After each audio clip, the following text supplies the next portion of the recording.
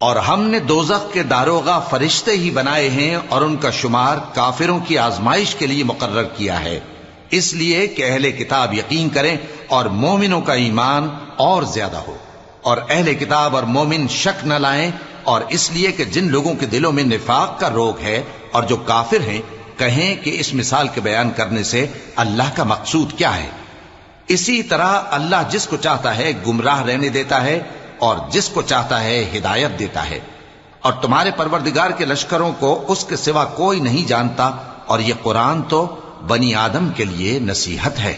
ہاں ہاں، قسم ہے چاند کی اور رات کی جب رخصت ہونے لگے، اور صبح کی جب روشن ہو جائے، کہ وہ آگ ایک بہت بڑی آفت ہے، انسان کے لیے ڈر کی چیز، یعنی اس شخص کے لیے جو تم میں سے آگے بڑھنا چاہے یا پیچھے رہنا چاہے۔ ہر شخص اپنے کرتوتوں کے باعث گرفتار ہوگا، مگر داہنی طرف والے نیک